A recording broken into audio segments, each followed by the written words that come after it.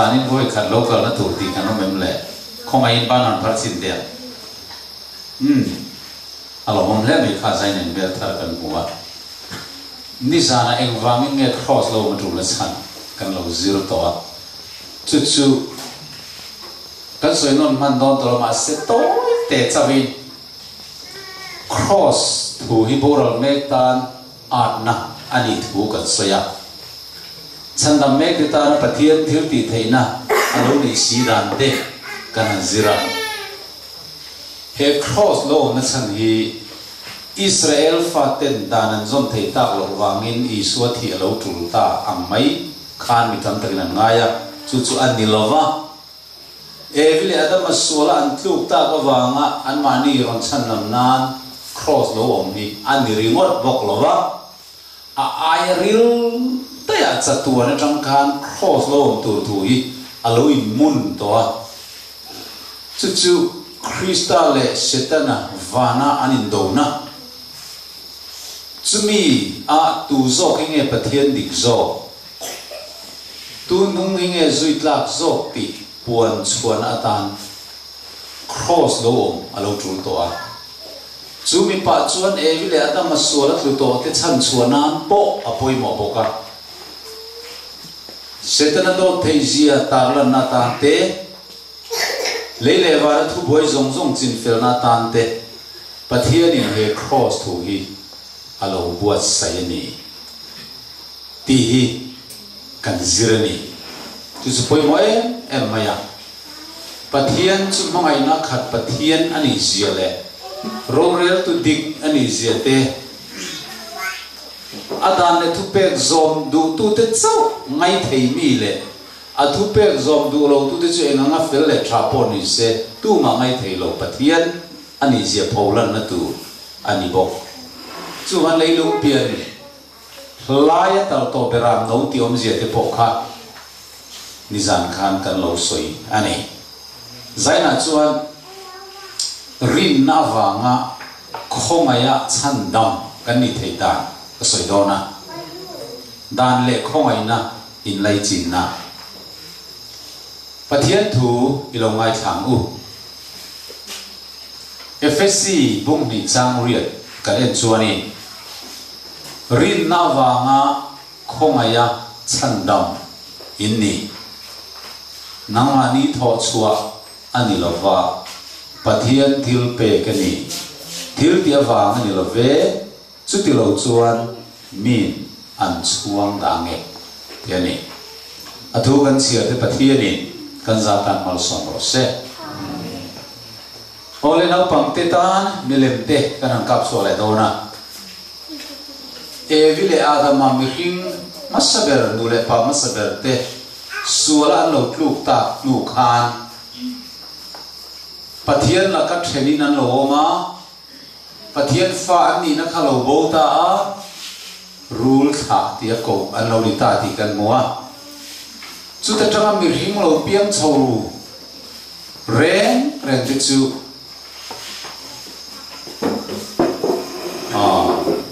sual sa vekin kan lo piang ani le ngai te kholo na dinin kauma kanun sualin min paya ti kan moni nau pang te no pum chunga mi pokha sual sa pai kan lo ni ta ti pathian tu min thila no pum chunga nom lai chang rengin sam som male pri chang thu mai ting a soi misuak sual te chu an no pum chunga chang renga pathian laka theni an oma an pian vele do thu soi an va po thina an tur churul tur ang ani alo tiani ama ye ai thunna ol do ya kha ro son thau la dia ka te ol te kha ya ro son thazel se anung lama mi te ama ro thudien zak pheya chu wangin ro son thazel me ro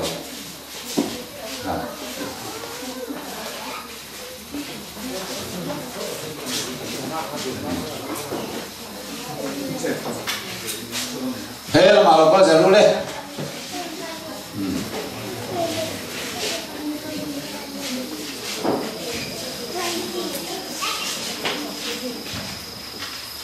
kal nung malaman kal thuri za tha ve de rovania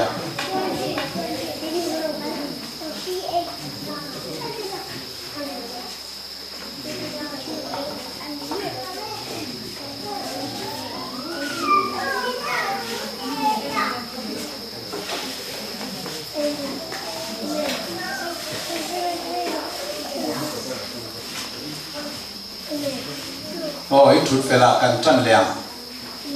kal tur lo men lu tur lo men pon ading kan lo men he lai lo ada kan om tolo chuan thun na kha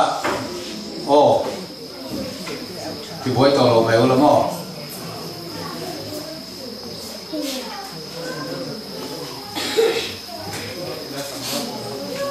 he lai he dai lo le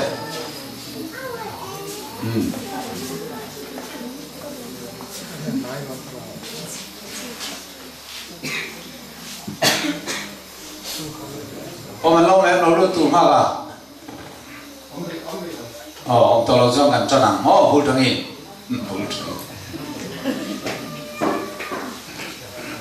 ole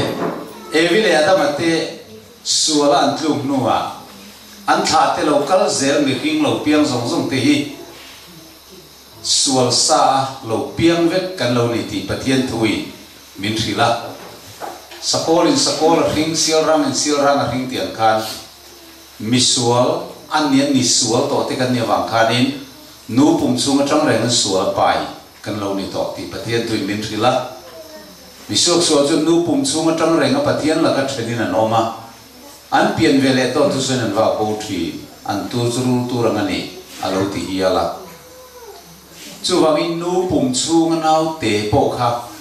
a pian ma dai khan sual sa chatua na thitu alo ni sa mai ti hi pathian tu min rila isai hom somli pariat chang riat nai hian chu la tang rengin bo chetu an ti thin chauti ka resia atiani oi om lo tak chu li te ro mo tuna nau pam te lo piang he ngatinge mo suala ni ve mo theng le a chan chu a pai tu nu kha adang tha ni na sual sa lo piang kan ni wang ani kan da dia men sermon ka soidon lo wa bible study kan ni wangin e zona pokra zo thin don so ni ti chuan e vi le adang tha song song te kha rule tha kan ni Ephraim tha kan ni Manasseh tha kan ni Abraham tha kan ni tin lo chapo ni mai the Judah ho Pharisai ho ni pokhan kan tha tu chu Abraham alom tin an chapo e ma Abraham tha nian chuanga ma sela li suat rule kha teu gena ro ran chu tingen pum pel thayang tina soini chon adam tha zong zong setana boy ta to zong zong hi rule kha te ko kan ne a chan chu rule chu nge ni kha diabola setana kha rule puitar ti ani chu wang chuan thil sual bi kan du da na tang hian kan pa kha hiat ani ai le chiarwala zon bule cha sumli pali nan ni zong in pa diabola ne na chuak in dia in pa du zong ti in du ani wachiam ve zuaru iwanga misual ani lawa thilaruk wangin misual ani hek lawa asual wangin zuaru ithina asual wangin aruthin ani zokane imathiame mi vo kluk thina wanga misual ani lawa asual ema wangin mi vo kluk ka ching ani zokane drug ati thin wang ringota misual ani lawa atin long chunga kan drug ti du na ring lu sual au ma wangin drugs ati thin zokane a uire thin wanga sual ani lawa uire du na tin long sual ani zok thin wangin a uire thin ani zokane inda diam drumo ser thupo hi ara wang ringota ser thumani lawa azunga tangin akunga tangin para tikhan atopa ser thumara chau ara lo lai pon ser thum kung ani tho misuak sual kan ti te zurui mang te til ru mang te po hi zurui mang te trak ngol ve te po hi bia kina an lo kala an thu dreng lai po yen misual an ni thau thau ru ru lo bia kina thu lai kha kar lai pon misual an ni thau thau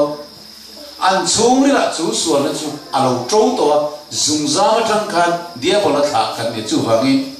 thil sual kan ti reng reng hian kan pa a riat ta em maya nang ni zong in pa dia bola ne na chu in ni in pa du zong ti in du ni thil sual ti du na thin lung nei zong zong hi an pa chu dia bola ti na ni ta chu tiang thil sual ti du na nei lo mi hing chu kan om mi thil kan ti sual wanga mi sual kan ni lawa kan sual wangin kan ti sual zong train alo ni isai buk som ru pali cha ru hi han chiar ro le te ko kan ni na che hi mi bol lo angin kan no om ta vek si ya kan fel na zong zong te po silfen bol lo ngani ta yen tu ma kan bang lo zurui te dramol ve te kan musin te po ani mai the mi hing ngai dan chon sual zo ngai te po ni ma se kan zawai yen mi bol lo angin kan lo vek to ti Bible min rila kan fel na ber po i Krista tel lo chuan pian thar na le siam thar na tel lo chuan mi hing pian pui fel na ber po hi silfen bol lo ngani alo ti tlat mai o nau pang te ni ngai kai nau pang tan po ka soi zel ani hei hi heta silfen bol lo ti hi atong bulam kan en chuanin satrama fil direct ti kha ai heb rai lama chuan silfen bol lo om zia chu mei chia ten thatin hun bi in nei thi za lama lo la lo ula chu su pathian nem ro thani le ya chu thatin an hun bi an nei lai an thi lo chua ka kha puanin an lo dol thi na ni man lai chuan chuan lo dol na puan silfen a chu an thi a lo zo har an pai tan tum te la ngom nok bo ma an pai ya ran nung fang mir an ti insects an ti te khan an lo bom lui ya at troi ui vut to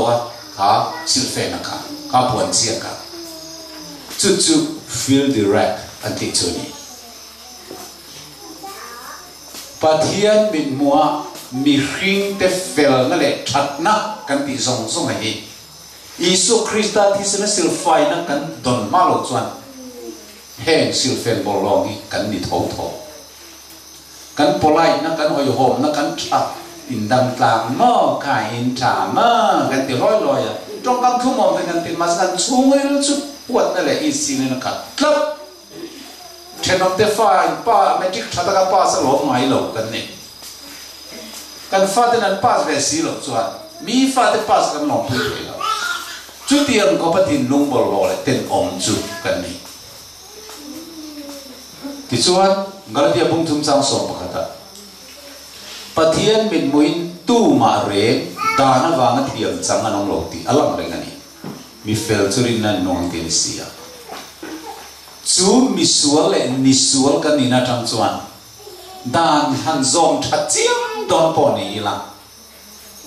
chú đàn dòng nó chuẩn bị phê lạc mình xem chuông lâu pathian mình mua trà lệ van ram kal tla cả mình xem thấy chuông lâu chú vàng in pathian mình mua in tu mà re đà nó vàng thiam chẳng anh lâu ser tan nó vàng point chân đam anh thấy lâu sabat ser dik nó vàng point chân đam anh thấy lâu vok say lâu ringot vàng point chân đam anh thấy lâu mấy giờ du lâu vàng ringot point chân đam anh thấy lâu pathian mit mua misual an sedong kanon ito thiam lo chang kan ito eng ti kong point he dan ni ka zome ti in ti thaviu po ni langin Krista thisena siam tharna pian tharna kan ti tharau tiang lim silfai na tel lo chuan chung alama paw kan dan zom na zong zong chu eng ma lo silfen bolwang chau ala ni tho tho chan nam na tling reng reng lo Pharisai kan ti ti kha sa kholama min vong fel dan zong zong ala nga paw mi ring mu te zong zong zong thafam ki mai ngai te an ni ma sela li suan Pharisai te kha rule kha in ne ti tlat sapo mani ai mi dang sual zo ka mutri fel le thai ngai mai na ka cham sian ni rombong tum cha som ni lo chia ro la 1 2 3 suti chuan dan thil tia wangin mi tu ma amin moin thiam changin an om lovang dana wangin sual khiat fam kim na alo om an sia atiani he pathian dan hi ti dik tum na tang chan nam nei pier ke palu tum ang ania thil ti thei ani lo dan hi sual khiat na tan chau atang kai ni mi sual te tan thil ti sual piang in dan an bo se thi na chu wangin sual chu dan bo chen nei nia ti pathian tu min thila ti chuan dan bo che te reng reng chu thiam lo chang an nia khai lum tur te mon lo nia nga sual man thi na alo nia chu chu danin mi sual te hi chan nam na pe thei lawa thiam chan na kan mo danin thiam min chan tir thei lo thiam chan na kan mo danin thiam min chan tir thei lo i thi tur ni ti che hit na thoni ole kan tu soi tu ma kan lu thei nan te kin thu mangin kan ti le te no pang te ria thiam zong e dan leng khong ai nen lai chi na kan ria thiam thei nan lal ber fa pai tu la that ti thu hi TV apo khan karon soi thi na ni e yan min ti chiang le mai man lai sakrama khwan lal anom thi na ni chung la lin tha chong ze la ro rel tu pakhat chu a fele em maya adik em maya tu po mai kamilian le mi te anga a thiar lo hausa le thei a thiar ek lo darang thapin mitin chung chang ro arel sak thin ani amai ro chu tum khan cho fa pai tu la that ve ta that mai ru mang le suam mang ho zi nga tela ti chuanin mi athat ta a e tu tum chu kan lal hian ro rel dik hau lo wang a an tia mi dang chu a khan ro rel dik thina ma se tu tum chu rel dik lo wang ti an ngai tu ani ma se langin lal ter chon ro rel tu an ko wa hetiang am tum lui re nga mi kap lum thin te kan ram dani ning tia rel tu nge dan bu kan ke tu an ti ta chief jat chuan an keu ta le khabu chu e hetiang tum lui re nga mi kap lum thin te chu khai lum tu tim kan dan bu ain zia ke ati ta ni chu ve le lal ber chuan ma to ke ka fa pa hi kan ram ro re na danang takin khai lum tu ni ti ka puang e ti ta ni ti chuan zela lungina nda taran mai lal ber fa pa chu tuala thata dana thiam lo changa an ram dan buang tak an rel do chuan cholkar ni nuwa khai lum angai dong ta ni chuan he fa pa hin lungin chunga chuan dan abo che do lo wa zel chunga tan lai chuan santri kan tiang chu tu lai kan mi zo tong chuan duty te chuan an ve tlat mai a zel chu so the re re lo turin khai lum ma ba kin ata ran tamaya lungina chuan dana bo che to lo wa tu thil ma ruk sak lo wa tu ma kap lum to lo thadakin dan chu zo mani ma se lungin chunga adan zom na ringot khan amma tu la lo tha to thin na la ka tang khan thiam a chan tir thei chong reng reng lo in man tiam me lungin chunga tu la tha to lo wa ngot khan ngai dam na pok adong thei to khai lum tu ani taringot mai ni chu chu dani ro arel dan chu ania nakina chuan lal ber nu pui le fa te lo kala chu lau ne na chuani lau ber ini ni lo mi na tinge fa pa hi khai lumi tum mai ngai dam na ni mai lo mi an ti e tu mai mi dang te chunga ro karel khan danang thapin karel thina kan fa pa ni wang mo tanga tinge dan lo nga karel bi ka ro rel tu dik ka ni don chuan danang thapin karel ve tu la lo an tia boya hi mangai lo mi tin an kok sok sok mai e mangai te lun mai Imangai ni si te chuan dan chu no la boy hi khai lum lovin ngai dam la ni mai lo man ti dan hi ka fa pa mi sual pakhat ngai dam ka do wa motin kan ram ro re la dan ni kein ka nol thei mot le ne dan lo nga ro ka rel chuan ro re tu dik lo le nei kan ni don tlat chuan dan ang te ro ka rel la ngai ti ta ni ti chuan ro rel pui tu khon bol ten local ta olal ber ifa pa hi athi lo dan tur kan sia ano ti ta ni khai lum ni lo dan tur kan sia va thom ve nge soi tu ti kan ram ro rel na dan bu hi an mo ka ni dan hi pai te ilangin dan om lo chuan ifa pa hi kan ngai da ma ni lo anti indil ru chu thale ma se thil pakhat ka zot don cheu ka fa pa mi sul pakhat ngai dam kan du wang mot hian kan ram ro rel na dan hi lo pai ta hi la dan om to si lo chuan midang in tuar on that le se be kan rel le ta kam dan bo che te hen na dan om si lo chuan a chak chak a huai huai khan min khan to mai do na kan ram chu re lo te a chi te vek don ro rel ngai na re ngom lo dan lo chuan ing ting e ro kan rel thei te lu la dan lo chuan kei le nang ni po ing ting e lal in ni thiam ro rel tu ni thiam ti an zot ta a kan lo mai to kim la dan tel lo chu ning ti kong mai kan sol khani ding zo don lo ni ta ke an ti ta chu ti ni chuan eng ti kong mai dan chu nol the ani thalo dan chu nol the ni si lo chuan dan ang takin he mi so hi thi lo mai ta maselal ber chuan ka fa pa hi in mangai tak tak in khoi tak tak ani chuan chan chua dan kong pakhat che a ong chu chu a thi ai thi du mi pakhat inorin pe theyen ti ta ni tu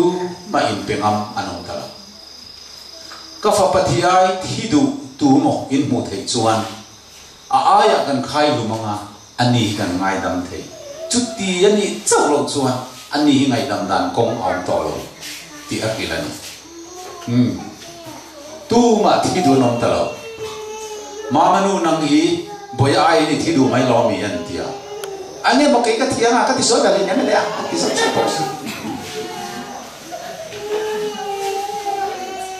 tu ma kha fa ba ai thidu an mu da lawani a khai lum hun a lo theng ta sia a khai lum hun ni chu lo theng ta lol beri na fa pa khai lum don ani ti minan ngai to chuan lol beri o aro rel hi avadi thi ne mi chunga po da nang takin ro rela a fa pa ngoi chunga po da nang ro rel don ani chuma le ti an lo ngai tu lai then khat chuan ma ni fa pa ti po khai lum du tu ti chu ma ngai na nei lo to pani chu lo ti to an om ma se khai lum tu ni lo then chuan al bel chuan fa pa chu lai na ta alal thu khenga thu tu ra lo hual kan sia chu wang chuan chi po la tha ve lo fa po la nei ve lo ni wangi a fa pa ama ye em mai khai lum an ni tur chu khongai lu tu ka ti chuan zela chu na vakal ta a fa pa chu a han ko wa boya i thil ti sualira thak lu tu ka mi i that trina tual tha mangin ye wangin danang takin chung chang re la nga ya i chua thei dan kong i kanan zong ya la dan ni nol ma yan ti po kanan ti rum trina ma se kan ram ro re la dan bu i nol thei alo ni lo dan ni kan nol chon ke po lal kan ni thei don lo ba ro ka rel thei don box si lo ba ti choni thi ai thi tur kanan zong tu ma thi du anom box si lo ba nang ma nge hi thi angai da nangin ma se ka mangai lutuk chia chu wangin inun thei na kong om chun chu voina ye i aya ke ma ka thi do na ni khá các cor hi lo hà là nangi cái i cor khá các hangi các con khen hi lo khen là cái ni con khen khá các lo khen à thì chuẩn năng chỉ lo ăn chua cái ngã cái ai là khi nào nó chụp khen à ila chua ngà rồi lo khen là ngà cái rồi cho voi này hiền i ai à cái khai lung tiêu đó này chú cháu chú itan chua thấy đàn con om chú này tiệt điều ta chú thu chú phải bài nan riết chua ni atrak ta ni kapa nang ma thi kher lo hiền cái hi ngày đâm đàn con thấy to lo với mi ti an zok ta om lo đàn ni bo chia đi ra thạc lu tu ka đàn khăn nol thấy anh box xì lo đàn chọn thi ngày tu na real box xì chia ít ai thi đủ tu mà om xì lo voi này hiền inun thấy nó con om chun chu cái mà ít ai cái thi mấy hiền chú vậy nên nu te lâu hiểu là thì ai à cái thi ta thì lâu hiểu là tuần nu lâu thì số tông hải su tuần này đã đi mấy đôi ha cái cor hi ha là cái này cor kalau hàng tin anh hak linh ta mol mola anin poman trap ta apa chuan clear tree na ap mule ngai don to lo khovela engwa thi tur nge ti ngai to chuan ama thil ti sual wa ka apai na thi pha don ani kapa ka vanin hotak hede ta kamin mai tu ke ma sual wa ni thi lo tu ta si chu chu kan nun thei na ko ngom chuna ni sia mo kapa van poi tak atia nan trap dun ngoi ti zona in chen ta ani chu lungin atang chon chuak ta fa pasol zo ka chu apa chu tam kor hai do ka nan din tira an khai lum ta chu vele chuat lal fa pa misual tual tha kha khai lumani ti chu rampum puya puanda alo nia amar zon han en chen na chuan apa zok hi an lo khai lumani ma se kha lal fa pa misual thi na pom sak ani kat tisona fa pa misual ha chu khai lum ni ve talovin apa ai oin lal thu khenga athua mi fel thiam changa puan ani da klat mai engwa nge athi ai apa athi ta fa ani kan da thiam ole ti chuan lal ber chu afa pa ya alo thi ta awang chuan kha mi suala kha mi fel puan alo ri ta klat mai ni khai lum thei ani to lo aya apa athi to wa mi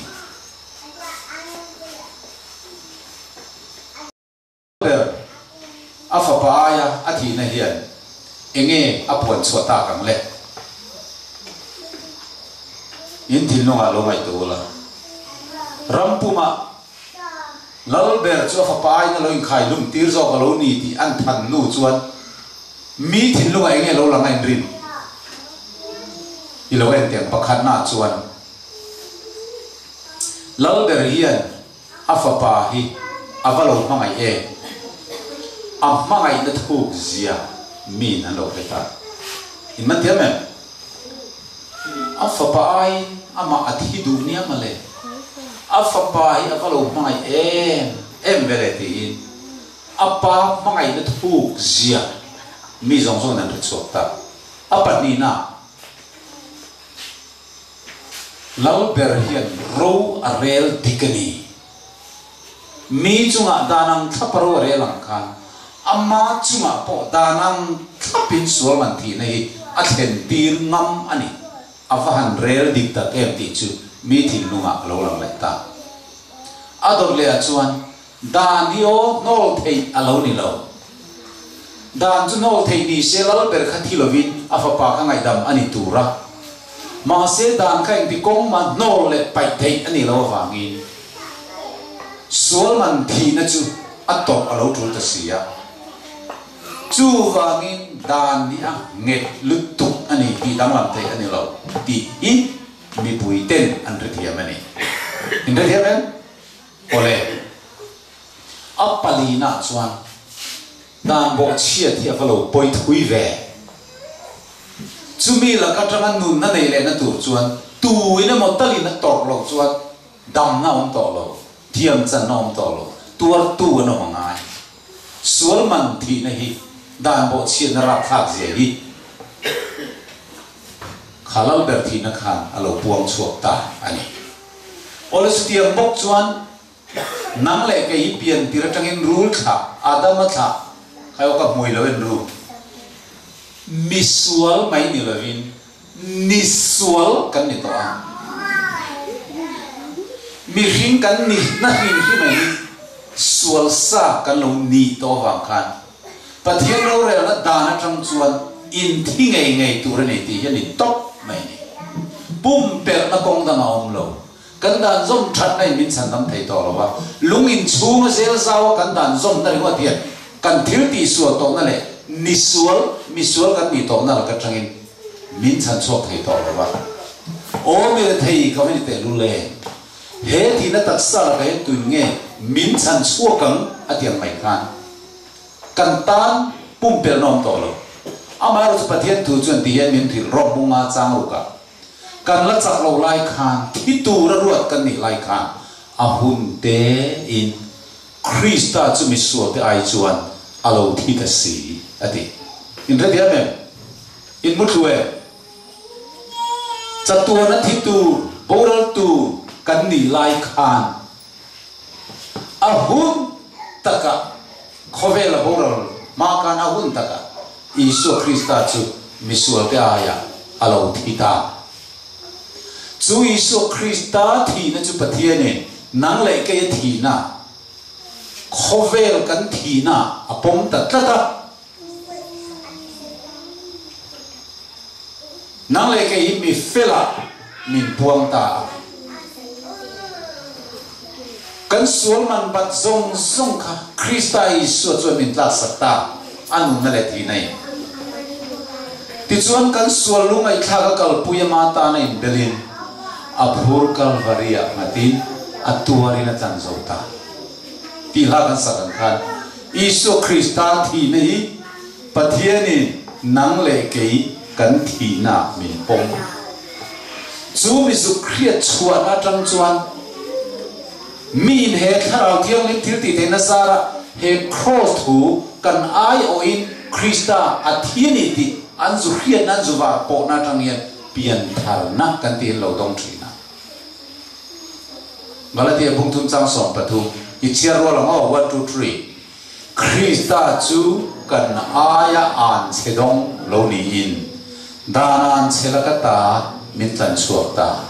thinga khai ka na piang chu an chedong an ni ti sia kan sia chiang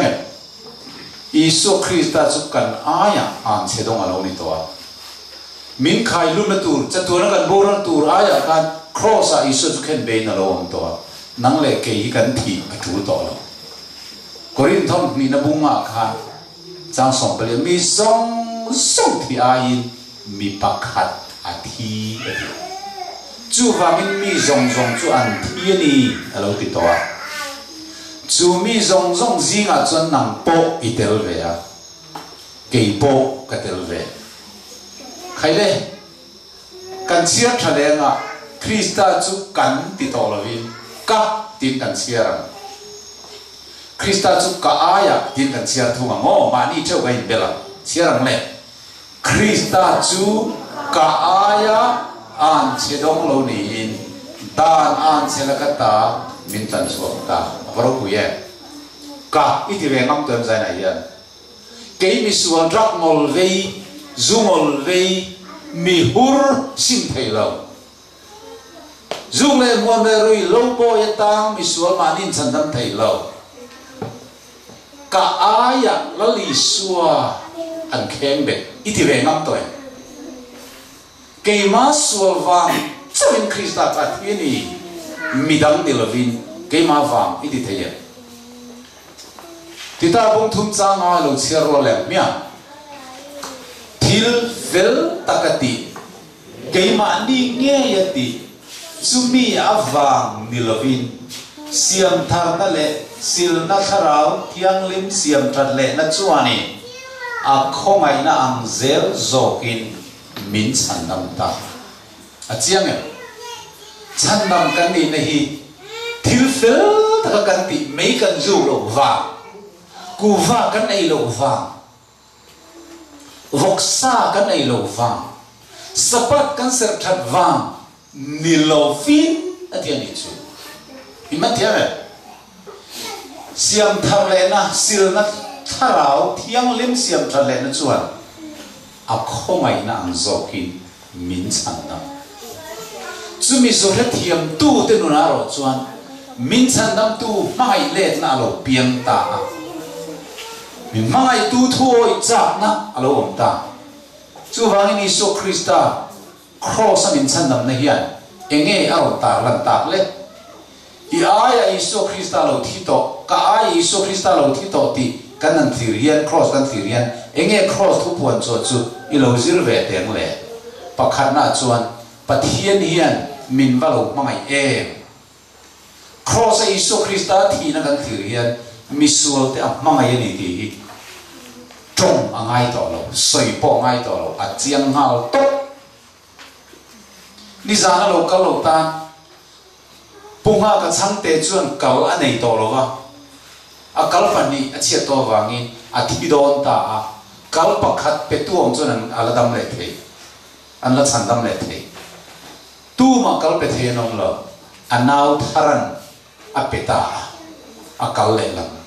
chumi wang chuan tum thingin lo la dam ti kan soi ni tharan a u a kal a pek na chu ta hian an na khi kan han ena ser nung lian pui lo bok thei thur mai chu tharana liam ser kan an en chuan thara hian a u nga ka mangai lo ti lain oyem kan te ni ka in oyem thara hian a u mangai lo en te u ti tai la akal a pek na ser kan thir lai khan tu man oi thei lo a u mangai wangin akal a pe ni ti chin chiat na lian pui chu anak ser kha lo ri to Isu Krista Calvary cross thi liam ser to nu ka kan na thirian pathianin misual te amangai lo ti tai la do ani misual te min mangai lu tu ka kan thi ai a thiani ti kha a chiang lu tu to chu wan la puatun min mangai tu man an nil thei lo ati apathum na chuan pathianian dan hi an nol thei lo lo wa dan nola min ngai dam mai kha thei lo wangin danang takin sualman thi na aron tuar ve dan noya chu chuan dan nge zia le dan bo chiat poisia aron pholam Calvary cross ei so thi na ya apanga na chuan dia bola do thei zia po a pholam na ni Calvary cross trumo ole rom buk som chang wa chang som a khani tinge soile ikai ni so tral pa ni ti thana mithi na ta pathina kai thole ti ithin nungarin chuan chandam ni oma chu mai te chu ni chandam nahi kan thil tia ai ngat lo pathianin Isu Krista i ke ma wangin cross atua ti chu mi sara chuan chandam kaloni ti ika ai tran ngama i thin noi ringa ni chuan chandam ni don ti mai te hi ni kan man hele mi then khat chuan thil tha va ti phota chol ni dik sapat te va se phota ku va te nei lo phot nuwa pathian hian min lo pom ve du tawng ti lai dan kan nei thi chu chu an ni lo pathian hian kan sual chung hian thiam lo chang kan ni chung hian kan ai of a pa Isu Krista a min pom ta alo ni zoka chu mi zu he chuak a piam chuan dan an bo che du to lo wa mei an zu du to lo wa zuan in du to lo wa drugs an in du to lo wa an ti ai thi thole Krista mai nei an nun chu lo phuan nge to ni chu mai zok chu alo ni an kal zelanga samja som ni palina chuan thang kam tu thangata sawa chuak angin kan nun nai chuak ta thang chu cheta ke ni kan chuak ta lo mai ni chu Isu Krista thi na zara chuan boy kan ni na te sal kan ni na trangin pathianin min chua tir ta afa min pom ta zalen kan lo ni ta min phuar tu thang hrui sual hrui chu ti cha alo ni ta thama sawa oka amai na tanga ai chan chok thei lawa ma se mi pakhat avakala athang hrui chu zai cha saka a chuak ta ang hian sual hrui min phuar tu cha tuan re mona min nu lu tu tu raka Christa cross di na hian min ti cha saka a ring tu le ring ama pian tan tu na hian van rama kal thei na tu zalen na min lo peta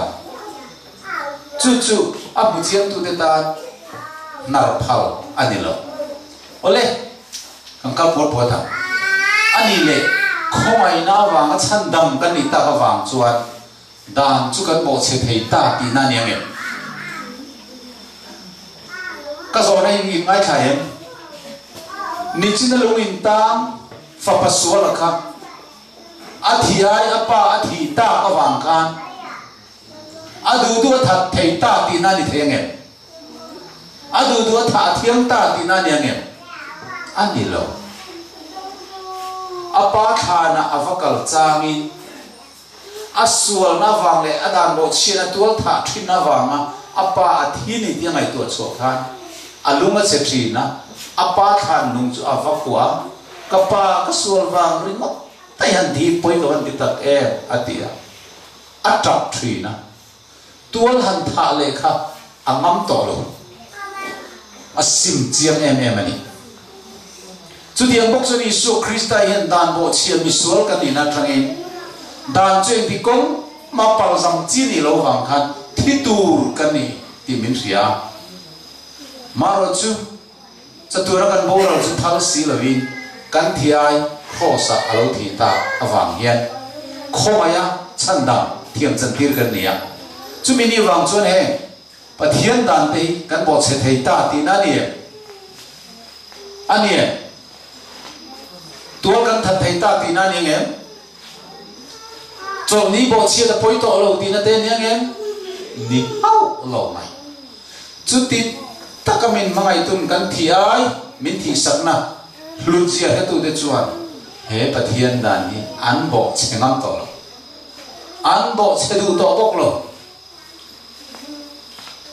em wangin em bo chia na wang Krista thiani rong buk thum chang sam tu ba chia ro lam 1 2 3 ani le rina wangin dan chu eng malova kan siam em ni nai lo ve dan chu kan tingen zo ani Isu Krista kan ta na thi to a thole to ti kan rina wang chuan dan chu kan no lo ti na mi teu lo mai dan ni kan zom net sau tur ti na ani zo ke ati ani chu kan ri tiam mo misual khai lum tur aya apa khai lum ani ta ka wang khan dan bo chia da thiam ta ti na ni lawa asual simin da na zom tha sau zo tur ti na ani chu diang bok chuan Isu Krista kan thi aya thi ta kan ti hian dan kan bo che thei ta ti na lam ni lawin dan kan zom ve to tu kan sim to tur ti kha mi je tir ani sual sim na le thu zom na hi piang thar chan nam te ong dan tu alo ni ending ai ti kha chu thil thati chu kan na tu rin pathian ni na bo sai lo kan ti ya sual sim na te dan zom na te thu oi na te kha ring tu chan nam to te nun dan tur le om dan tur ra bo sai alo ni ta ni Efesia kan china kan share to wa thil thati tan Krista Isu chuan omin siamomin ama ku chok kan mesia chu thil thati chu kan om na turin pathian bo sai lo kan ni ngai dam ani awangin dan abo se thei ta ti na ani lo ti kan sei to zona bunga cha som palia khan aswa na wanga zeng na ve ati dam kan muwa lali so na kina muwa ni chu pathian be kina muwa anena ngai ro idam ta khi thil ti suale to su su ti lo chuan thil thalo le zuali chunga lo da nge ati ani ui re nu angai dam po khan dan chuan thiam lo chan tira lungaden lum maba ania chatua na boral tur ni tir ria ma sel Isu Kristan angai dama thiam chan tira engtinga ngai dam khan ti kalla tu nuwa iwi zel thei to atien ti lo kalla tu nuwa chuan ti sual le to su sual ngai dam na kan chan hian dan bo chesui zel tur ngai dam kan ni lawa dan zom zel tur ngai dam kan ni ti Bible hian min thia ti ra ni Peter thong khat bong ni chang som pre ta khan zalen in ni to a Isu Krista kan ti ai thi awangin kan zalen to pathian fa kan ni to Adam tha ni sual boya kan kanom to lo kan ti ni ring tu ti chuan ma se chu kan zalen na chu sual ti nan mang lovin sual khu nan mang lovin pathian boya nan mang zo ro min ti ni le Mizoram ma hian Christian na dik lo lu ta chu chu khomai na wa nga chandam ti khiat thiam lo na hi ni ya cross mutu chitni group ni Christian te zinga an oma group khat na chu group A kan buang lo ngai tharu le cross mutu Christian te zinga group ni kan oma ni group khat na group A kan buang mai nga chu mi ten cross an mu dan ka soi don group A te chuan cross an mathira Isu cross kan be khatia nan en ka mu chiang le na in ria e kai kan thiai Krista lo thi ni ki kan tu rai so so lo tu to kan ti ve tu re ngom to lo an ti lime me man lo ho ma mi tuine cross ara chandam kan ni ta la li so kan thiai lo thi to lo ma le em ma kan ti ve ngai to lo dan zom po ngai to lo chol ni ser po thu to lo Isu na lo ti zo ve to lo ma le ti dan bo chiat na ngam pat tak mai dan bo chiat na thin lung ne an lo ho ma cross lim pui ve me maya sual ti ngam pat pha na na mang hong ve ta kan thi ai Krista ti to kan tu ai tu to mi lo ngai dam ve to lo ma le em ma poi to lo tin son thiam lim te an thak ta bor mai su cross mutu group khat Christian ten an mu da chu ni group A kan ko cross mutu dangan lo vele ta Christian te singa chu group B ho kan vole mai nga a group ni na lali su Krista cross an thira an sualwa nga pathian beram no liam thi nuam mai nan thir khan eng dang wang ni lo ke ma awang a lo ni ka thiaya thi ni ka tur aya tur lo ma le ma se chu mi zara chun chan nam ka lo ni ta lo mai oi ka lom lu tu tu na chu mi Isu Krista ka mangai ve na adan le thu pe ka pian ka zom zel na thil sol ti zong zong ka sim ve to to na ni thil sol ka tingam to lo he ti ko pa Isu Krista ka ta thi na ra thak zia cross ka lo mu ve tang hian thil sol ti zui zel ka ngam to lo ke zong thil sol ka tingam thot to lo ni ti in sim na thil lung ne cross mo tu Christian te chu an lo ho ve ya sual ti hi an chak to ngai lo wa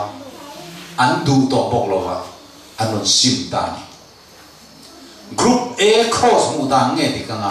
group B cross mu dan ni group A ti zong kan ban an phal sin tu le tu man ban in thar lo an ni lo le group A in cross an mu dan ni dik zo kam ti piam ban phal sin am miam yo par chuang lo ka thu soi ngai khalo mi in ngai khae ke men kor si yanin tui vai te kai ngai tuang na o group A na cross mu da na dik zok ti ban parang le ani lo le group B ho khan sual sim nan Kristan hu an mua an sual sim pa ta zo cross an mu kan adik zok in ring ti zong ban par vele china ole group B ten cross an mu dan hi cross mu tu dik tak te mu dan tu chu ani ta ni tiang hian lo ngai tua tai la in fa pa hian emo ifa zinga mi tu mo bel khan sarkar dan abo chia chu chu khai lum ani don ta in fa pa kha in fa no mo kha ma se chu khai lum tur aya chuan anu le pa tu mo kan khai lum zo kang man ti ta se ipa kha I aya an khai lum nu khan I thil ti suang ngai khai chun zom le theyang ti khai ngai to ro kan sual wanga kan nu le pa te an thi na huna ngai khan thil kan ti sual non le ngam re reng lo chu tiang che chu Isu Krista cross khomai na wanga ngai dam na kan chan na om je chu ni ta ni he pa hi mila tak mai ania John Wesley anti yini le khabu asia ka a sermon somli le pali chuta sia a chuan tu po heng thu pek te berji nga pakhat po bo chia ti yaro thilfia thu pek te ber po bo chia le po dan thu pek zong zong bo chia na nen at mun renga ati abo che tu te chunga pathian tin ura da dang chuang hau lo wa sual te te po pathian chun ha khem chuang lo wa angai tha bo ek lo pathian chun a thuoi fam kim tu le dan zo fam kim tu ri min phu ta adan le thu pek pakhat kan bo chiat chuan adang zong zo le zong tuma kan be na zong point om zia nei to lo be se na mong popa hun khora na mai ani to zo ati kan tharau chuan chatuan boral na kong chu azo tho do na ni ati ya he pathian dan thu som pe ke hi voina yan ring tu piam thar ten Krista kanai na thi to ti awangi pakhat po ke kan bo che thiam chuang reng lo ati na ni chu he mi dan bo chian na wang hian Lucifer le ho tu zong chu aron pai khatoa he mi dan bo chian na wang bo khen evil adam ma chu eden huan pon an ho chok to chu ta chang chun tu ma kan chan nam thei lo wa he mi dan noya in Krista chu lo thita a ke mani aya chu Krista kan aya khong ai na wanga minon thi sam na zara chan nam kaloni ta ka wang chuan he thu som pe ki kan bo che thei ta ti na ani reng lo wa kan zom to tur ti na ni zo kan ni amen in the amen asia tang lo en le te I suan serle sang dan ti chu soi thiat veka serle sang dan na ti chu lim tharong bol na mo sia dan le khabu mi ho kha thu som pe ka ti ai that na dan moral law thu som pe lai mu ro a khoi dang lam lek lo wa he that na dan ni khoi dang lam thei ani lo wa chatuan po dang chuang ngai lo ni serle sang dan ti chu thu thung luyu na pathian do tri na pathian la ka helfo tri pathian thuoi du lo Israel fa te kai ruai na ta na ruap man ani ka mo sia da lim tharong bo na kha Thana dan tu som pe kan te ro hi chu atira ta lom dai to lungphum hanga tanga ron in trok chua kan I thunga mi khing te siam an ni kha he thana dan yan thin lunga zia ki nom to zo kani enge ni cross about ta da na kha zandanga kan la zil tho don na chungin lim tharong bol na serle sang dan in thoi na dan ho kha cross a thai bo ani ya ma se pathian dan thu som pek moral law thana dan kan te ro hi chu chunan pakhat po abo thei lo kan ri ya me mitam takin Krista Isu min kho min chan nam to a dan zo ngai to lo sabat ser kher ngai to lo mok sai po poi to lo an ti hi chu cross mudik lo tu te mu da ani ve ta tu ani kan man thiam me mo ole khomai na wang chan nam kan ni na khomai na thil ti thei ji ka in zir le lok te kai ro kho pui kan chu ko tu mian kai ro kho pui chan chin in re to ngai mo hei ai gupta kho pui ania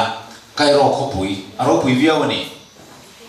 chu ti lai chu ta chu ani man lai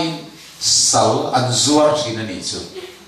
sum don na zong zonga sum don na moi lo ber an ti chei ye ni chumi mun chu kan chu to ve ta a amar zu tu na chuan sal aom to lo sal kan chhuat to kami boy nei na dan ka aom to ri lo a om lai hun thil theng ka kan soi do na ni chu ta chuan sal an li lam thi na ni pe kok le nan le mai sal om zia kan thiem boy om zia kan thiem ole man lai sal an ti boy an ti chu an din hun a chelo du ka an putin an thu tuin an tiranga nan tho tiranga an thu noi lo chuan an du to kan an huama an vok lum pon thu boy om ve lo ar tap nen thu mun chi ni mi hing ni ma se chu wang chuan du to kan an hlapanga cho du len ei tira du len ei lo tira eng ma soi sel thei an nei lo chu tiang chu sal boy om zia chu ni chu tia sala ni lila mo lai chuan pangil nei tak mai hian alo thi ran maya mi hing ve na fam khatia bung ro le yan anin lei mai an mai to ka alai na en maya lo thi ren maya ti chuan ne cross sal tam pakhat chu anin don mo lai ta thlir lai kan amit tui alo tlani he pa hi mi hing ve meu mai tiang anga ananin khalain leya du to anin choranin voket mai dim lo pak sakanin soi sathin an ngai to kha a khongai du ga he sal hi ka lei tiang ka fa tan ka leanga ro lu atu tan ka ro ka lu tir tiang ka khongai e mai ti ta chuan a pu ne na mana va zo ta lo chiar to via wa ma se nei daya aman chunin lan ta chu tia in la lai chuan he saltang hian necro sal palian tak mai hian ni so kamana pele ta so pa po so aboya asala min nei le don ni so ana ka thok chuang lo wang a thu po ka som chuang lo thi ka du ti na lo ang ani ma se apu mil nei tak mai hi avakala abeng bula langwal min zero ka fa tan ka lei to che ti wa ri ni chuan apu lui ne na chuan akut le ke in phuar na hui zen kha khai diet kha phel ro le kan ti ta ngoi te kan phel chuan chak ro sia thal wa nge phel ro am phel tir ta ina chuan a huai hom ta in nuam tak mai hi la huai lut ta phun bul ran khan ne ro sal khan a ma mi ang turin boy le sala tang le tur ai ngai ni ma se he in thatak mai nei tu pangil nei tat hian chu sal ne na chuan in bol fire ole ti in bol fire tira kor thar na tak mai sut na tak mai chun hak tir ta achia lo te ne na bu changrum le sa tui ta kan siam sakro tia ti chuan siama an peta chokopuar ai ngai lo ti taka ai tui ta mai puar taka ai lai chuan a pu chuan ti hian awa soi ni tlangwal ni chin khan imman ka pek lai khan milo an kum muar so pa na so ka thok kaman apele to ni mo so min le ta ni mo boy tan chia lo a thu po ka som chong don lo an na po ka thok long ti khan mi an kum mor ka ka ria chia ni e ka che ma se ni chin ka hil chiang khan kai chuan boy le sal atan ka lei lo chia ka fa tan ka lei che ni ente he in le lo zong song in ka ta na song grab huan zong zong so ka ta fe ka nia helai ai pul huan zong zong te ka ta nia helama lei le zong zong te po so ka ta ni heng zong zong hi i ro wa tan ka pe che ni ka fa tan ka lei to che amaro chu idu phot chuan zalen ini to boy ini to lo ma idu tu na itlam bo thei idu thu ni e kan ne na om reng idu ero chuan heng zong zong i ta tu ni idu lo ni point Israel ta idu du ikang thai antita hepa biar tang hin mit tui lo luang ta trong ngày nó bỏ cái tọ lo azak lutuka kapu min ngai dam ro kalau hello ani ifa tan min lady kha kalau hello boy di ka ning to sal di ka ning lutuk to thi ka cha to ma se heng in le lo zong song le ram zong zong ni ka ro lu tu ra tan min pe ti kam ka ngai to kan riat ka fan long tak in ne na tang atlan bo hi ka du lo khoi mun mai ka tan mun nuwa mong lo wang he ti ta ka min mai tu i kiang om mi ka du ber i thu piang ka so manga ti ro i ti piang chu ka tianga thok ro i ti piang ka thokang he ti ta ka min mai na wang hian ka pu min ngai dam ro ti na trap suak ta khoi na thil ti thei zia hi ei hian atilang ani ti chuan a pu ne na tang atlan bo chu eng ti kong me na chak to lo wa a pu bolom chu thang ta ta ka pu ka dam chu ni ni thu ka zo manga khoi a ma ka va bo san lo wang che ti ro i ti piang ka tiang lon te ki ni thu ka zo mang a lo ti thei ta chu chu pathian fa te nun dan tur chu ni lali so Krista hian min ron tlan hian salatan min ron tlan ani lawa boyatan min ron tlan chuak ani lawa van ram lungman tam kong kha rang ka chak khopui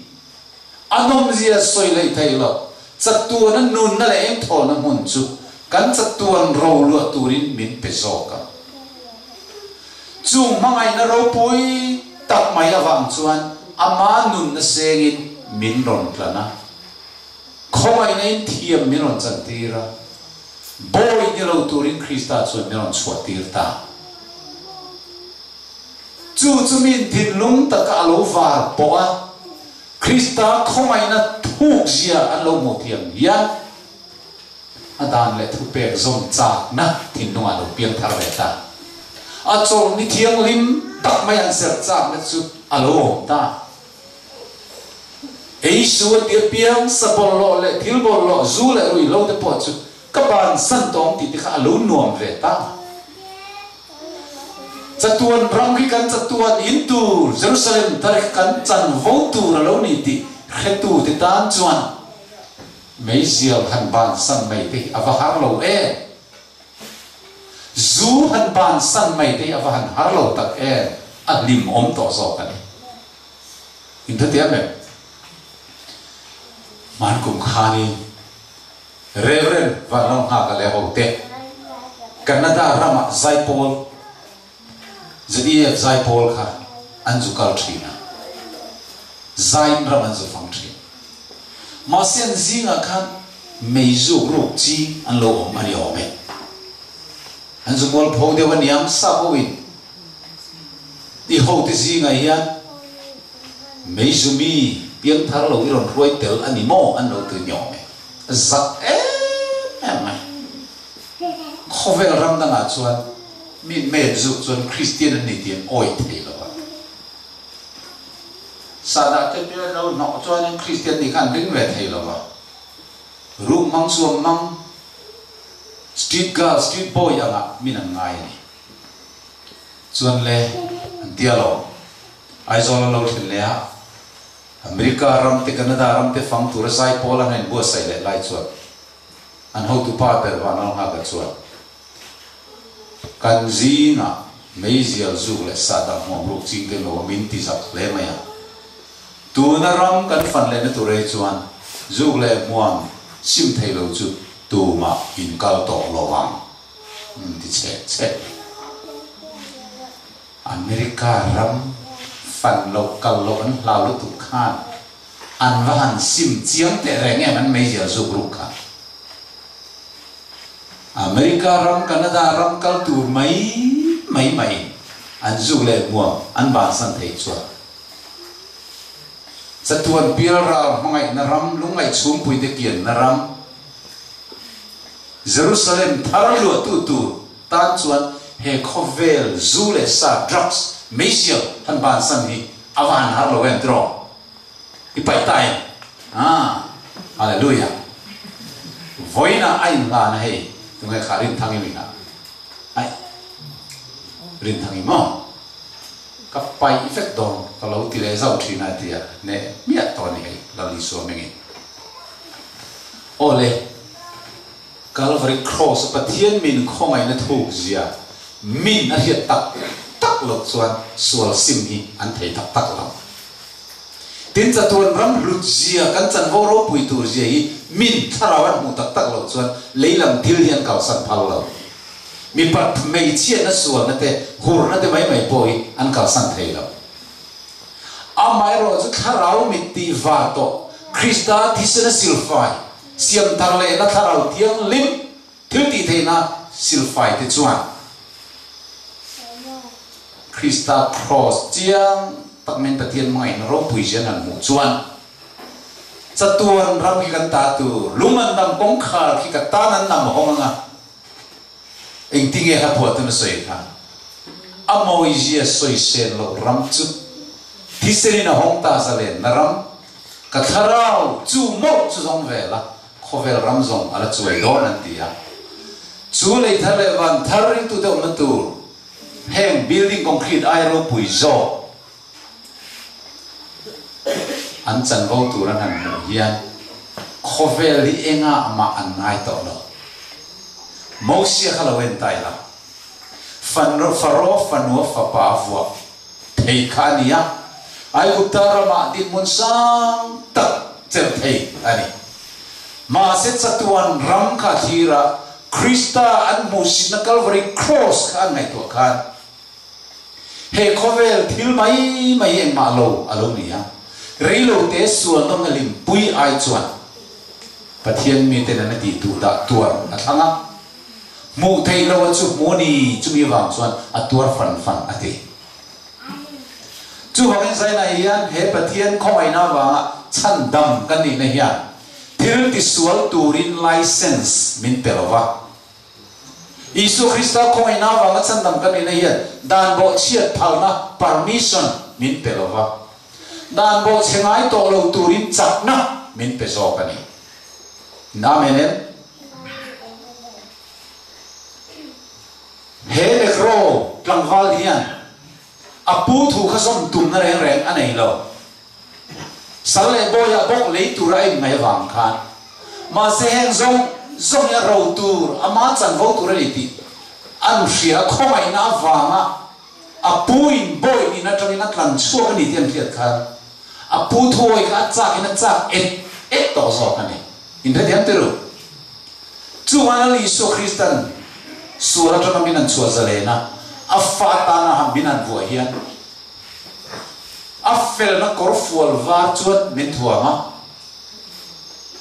van ram ki kan ta kan ro ro turata min phal sakani zeribe mong so di patuma kai tinge soi kha laupa chu kan fel nani ani chuan chan na sil fen te mi bela fel na korfual in min tuam ta si chokopor poi ngai lo ne crossal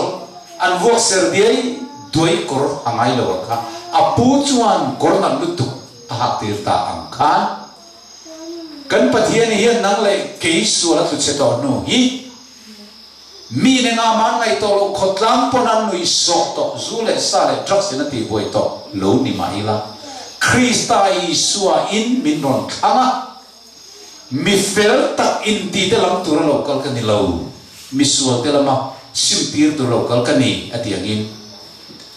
Krista fel na kors min hatira chatuan ram ki kan rotan min pe aloni avan ro pui ta ke chumi chu tharau mi ta kan mu phot chuan una du ta te sual sim harsa kan tingai lo he thui chiarwal te mule timothy thon ni bung kha chang puwa ani chuan kan thil ti ang te nilovin kan thil ti te ang nilovin ama ruat le khomai nam zokin min chandama cầu na thiang limin min cầu boga chu không ai na chu lấy lục biển ma in Christa Isu chuan min pe anito varo puye mấy cái dù lâu về lệ mình còn không ai ta anh ở gió lâu sabat karon ser thật về lệ mình lâu không ai ta anh lâu à ruk lâu về lệ cái mình còn không ai ta anh lâu à lấy lung biển ma đây ở trong tộc kia này bát hiền chuan mình không ai tộc anh gió in amen thế yên dù không ai na vang cháu cho nó phải pa aron tira nang le cái chất tu nó cần bầu ra phao là vì không ai này mình còn sản tâm ta anh hệ nu chân chính hi cần soi non lệ tiệt hệ nu hi chân chính in là hello mấy thầy à đúng khát cho office à na cái thọ online cái chủ trình line phone alo ria alo cần tiệt pasal biết cho này niệm thì đi aram thế beri không ai được in hospital này lo chụp thiệt anh tí riêng anh ta kan patient kan nang lo pakhat le rol me chia in ti lu matum reng kan nang zo lo không ai được in non plan chụp vắt là kan badu về ok chu kan na ni na dang zong zong kal sani katlan thangala hospital kas khen chuan khá mấy chia khá khu mà lâu thua lâu tập phật phật à chung để bóc khát mà khá qua ta khăn tu mà om adu lo mình khiến khá tu mà ngay thấy to thì lòng gì cần rồi ta mình đi xem nghe phần nội dung cái hay đi lúc mà tum rèn tu mà bula po om tu mình du to rồi thì cả hàng cả là bul mai à nô lang đi xem nghe cái thế yo nghe thì nghe đi lúc mà tum mai hun mình pero Dakar ni chia hun min pela ine na thil soi thu ka nei ve chu min noi du chuan in ti lum don nia in ti lum lo la man mo su ti ka tu lo tu chu na pa ka lo ni tu lo ka ni thi ka tu ti ngoi ro eng ti zia nge chu te ti ta mai ka ti depression an ti hai sa trong chuan real ru nat na hạ na bê tôn na rát thác tất cả tuom thì cầm ngoan anu le pa ne na chuan nang ni kha kha ti lai khan lo vain thier filin mula ru mai yen ka lu puyang kong ka ka na na ti chuan a chan chin ka zot chiang kan kom lok ne ka ti ta olen tia sun ka ru ma chun ka lu pui ka nula pathian nong bo tu ka niangin khoi takin min thiam la I har sana min thilo I depression I di karia yang nge thi te I du chan min thilo zep lawin kadia HIV AIDS kania HIV sakya ni tolawin AIDS din muna kading to hey boy ka sual hang ka kai six atang ka kai ni di karia kanang pantir tang voi khat makala tong trai ngai lo bok kapu sual hi zong zong han soi te ti lo pakhan ma ka nei lo chu wangin dam tla ka ni to kaning nam pa chor kaning an ti le ta thi ka du an ti le ta dam tla ka ni to lo ati ani ke chu reng ting ga chan ti chu ngoi ro chu ti ni chuan thi tla ila ni lo top mai enga ting dam tla ka ni lo de ti thi tla ila ni o zong le ne sual sim si lo sual tin ren ti chumai thi vai chuan chatun rem monai kal dawn sin thitla ila ni lo hun min pro da kar ni ka ti ta toy zong in soi mai kan in biak la zong ka soi don zon da kar mi bok mai le thong toy zong in ka soi ma van in do na chang in cross lo om chan le misual ber ke lam tu ra li so Christa cross at hita zakai misual ber ngai dam dan te uirenu ngai dam dan te pasal pangalai nei to pasal pakhat lei zo lo samari me chia ngai dam dan zong zong tele misual te lama sim te tu la li so mai na kal ritlan cross at hita zong ka kan soita chu nang ma fa alo ni to tu na ilung ngai na zong pokala li so lo tuar zo to a tu na ru hanang zong ka Getsemani ya khana lo tuar to poka khang isual nai soi zong nai soi lo te zong awang kan Krista chu ita na thi to sin chu wa isual zong awang Krista thi na hi pathian ni i thi na pom ve chu Krista za chu mi fel apuan ni thei sin ti kan soi chu aril ruwa charau tir min na ron thok ta ani zo na mi ron zot ve ta kapu kasual je i helo ni kha sual hian soi chin te i soi the ang song khan soi chin te ti lo ka nei mia lo bang sual ve fa ni ka me che te ok mà sẽ khang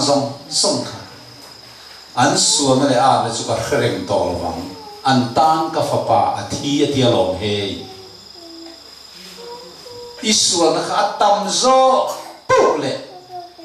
ngai dam ini chuan aman la ti isual ne na ithin nung pe phot chuan ngai dam ini ya isual tam zo pu le ngai dam tu tan khan aman ha ti ni ti thu te khan kan chang chho je la pathian kharau thiam ni mina thin lunga thuron soitanya kapu ke anga misual hi ngai dam du pathian anong thei tak takang mo e om ke ye kan pathian Isu Krista hian misual ber po asan nam theya baraba aya engeni cross le ran ken be misual ading lama mi po kan athi don dar ka chan nam na la dong thei fan asin nang potonen sanda military isual te oisana Krista mai na iron pom phot chuan kathia thi ni chumizara pathian in min ngai dam ti irin chuan sanda mi don ti kan ril chuan athi nu khoi ta bia mi tui lo lo isoi ti hi bu ka van cha ve ti ta ni inga ti nge hetiam ang ke ang mi tro mi hur mi le mi sual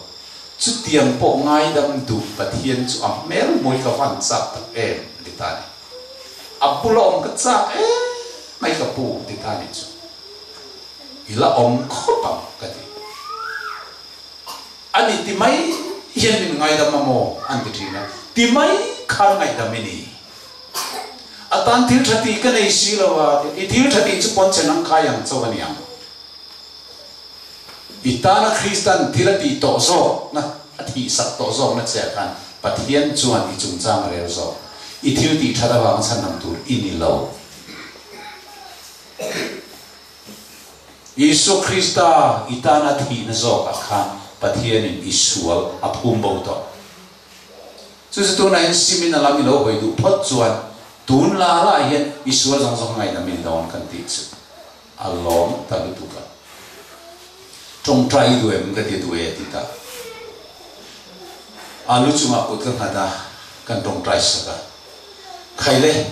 pathian ne na lom thu soi la Isu ngai dam na fam kim Krista thi se na hian silfai ini ta ka wang hian lom thu soi la lal le chan nam tua i pomani di i trong ka ngei an soi ro le ka ti ta ka pu voi khat ma ka trong trai ngai lo wa te ma se trong trai ro ka ti ta an trong trai ta ni lalpa engkim siam tu wa na mi ka tle rol te ta tangin it ming hi ka voi khat lam na ni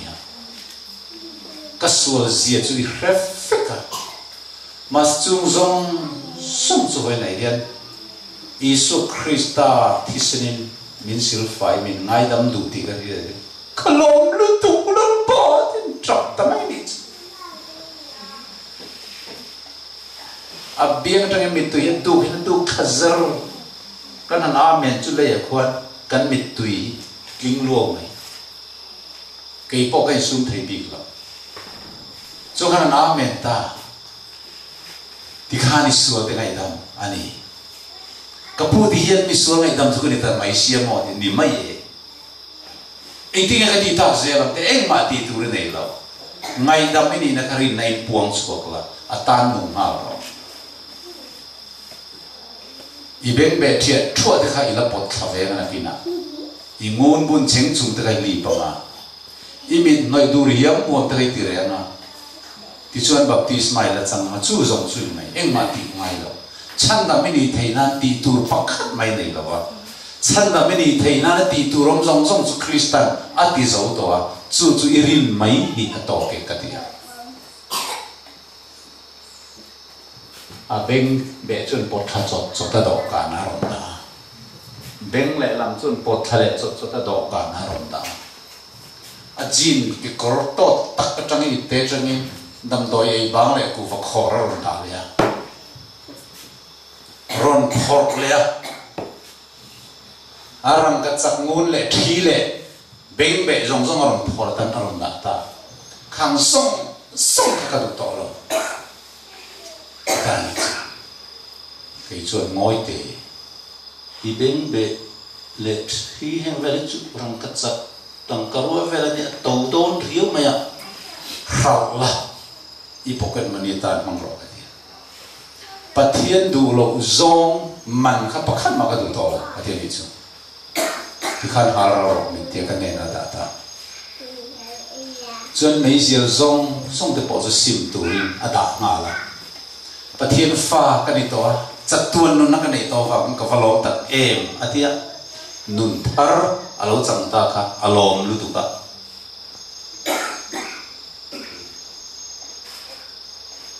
lali suat hi na le thole na sara ka suwa zong ngai dam nei to ti ka ringam ta chandam kanita ka pu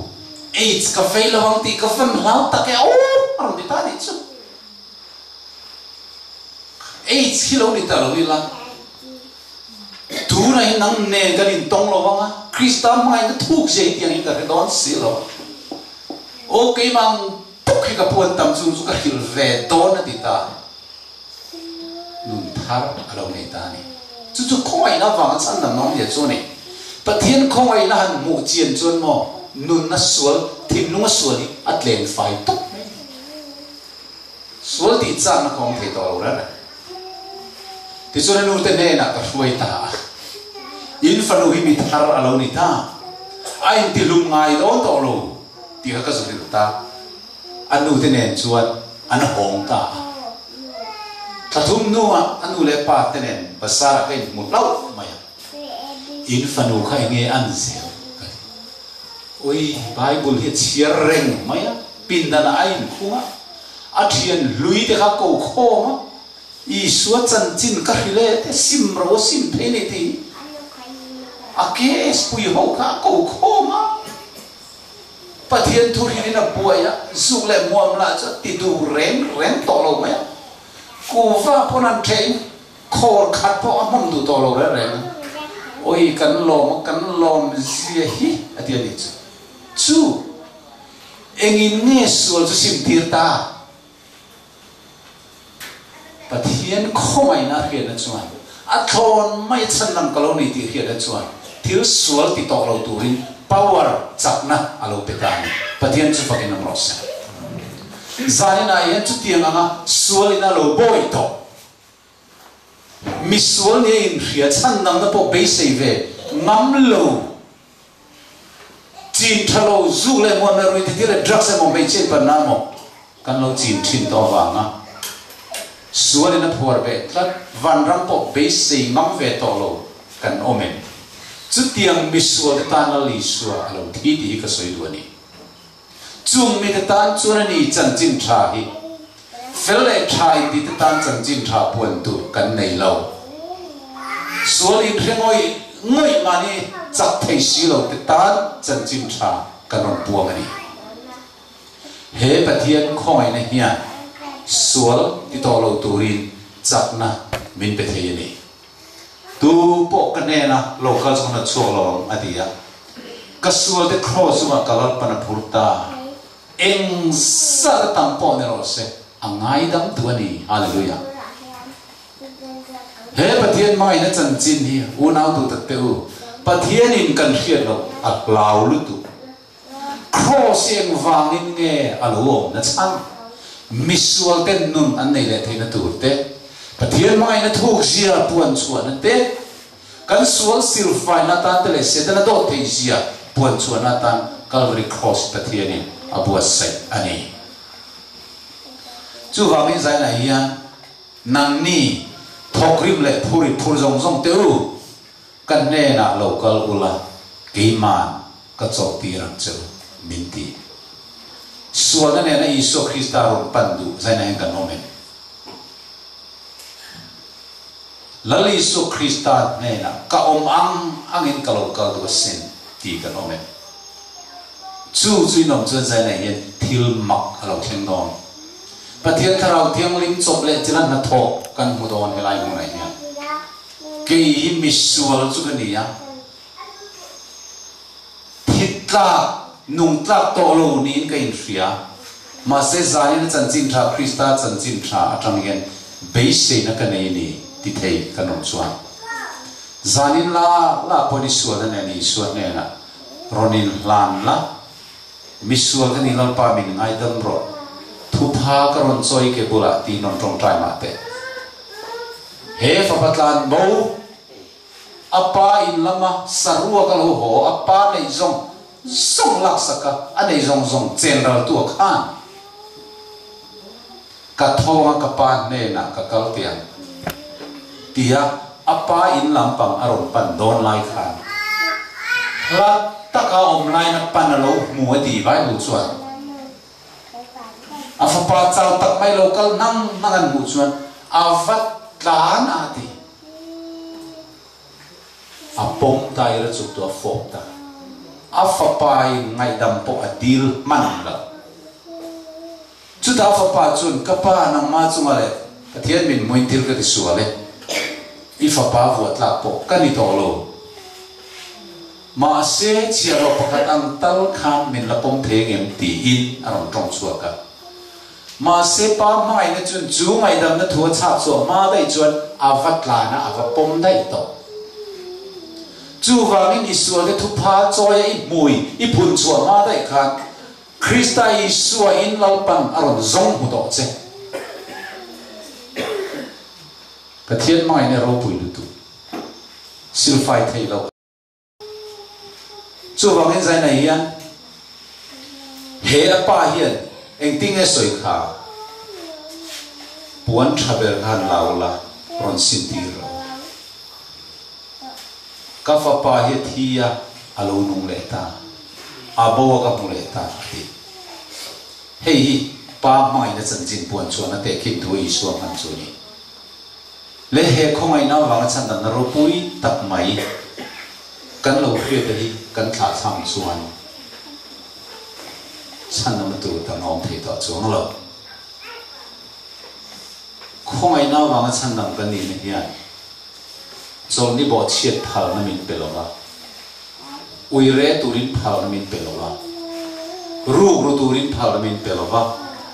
tual that turin phal na min pelova khang zong sim thei na thil ti thei na min pel zok ani chutiang taka sual sim na le pian thar na khongai na wang zo chan nam kan ni thu chu at taka kan lo chan thei na kan soi lo par mal min som sak ro se amen le pathian phok na la kan nan nung atan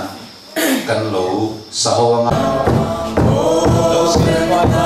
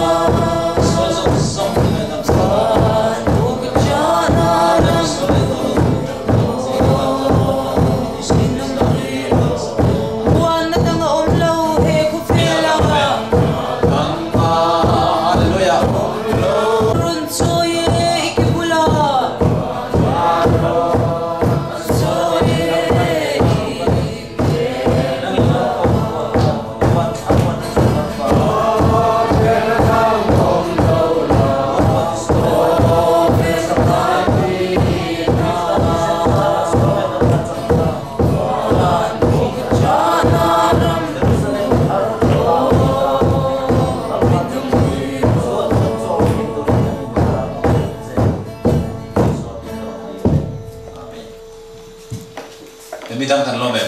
trong trai na ron in han tu